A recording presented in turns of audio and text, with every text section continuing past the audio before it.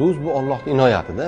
Siz tomonga berilgan bu hayotdagi yaxshi kun, yomon kunda turadigan insonlarni Alloh taolo bergan. O'shanga buni nima qilib, qanaqa qilib, qanday tarzda qabul qilamiz desak, masalan, men hozir 40 ga kirgan bo'lsam, men do'st tanlashga meni vaqtim yo'q. Sabab do'st mana o'sha yoshlik pallamizdan hozirgacha o'zi yaxshi bo'ladimi, yomon bo'ladimi bizga berilgan. Biz ular bilan birga ketamiz, do'stlarni biz ilojimiz yo'q, borligicha qabul qilamiz. Yana biz do'st tanlashimiz uchun eng kamida 20 yil vaqt ketadi. O'shangaligi yangi do'stdan bizga eski do'stlar afzal. Uni borligicha qabul qilamiz. Meni hayotimda mana shu kungacha ayta bilaman, birorta bir yomon do'st topmadim. Sabab Allohdan yoshligimdan so'raganman. Menga yaxshilarni hamroh qilgin, yomonlardan yiroq qilgin deganman. Shu kungacha bo'lgan hayotimda men 41 yoshga kelib turgan bo'lsam, yomon do'st topmaganman. Yomonlik ko'rmaganman. Faqat yaxshilik ko'rganman. Niyatni xolis qilib Allohdan so'rash kerak. Har bir kunga sizga hayotingizga bergan insonni bilingki, o'sha Allohning inoyati bilan kelyapti. Sabab siz so'rayapsiz har kuni ertalab. Yaxshilarga hamroh qilgin deyapti. Sizga yomonlar kelmaydi. Hamisha hayotingizga yaxshilar keladi.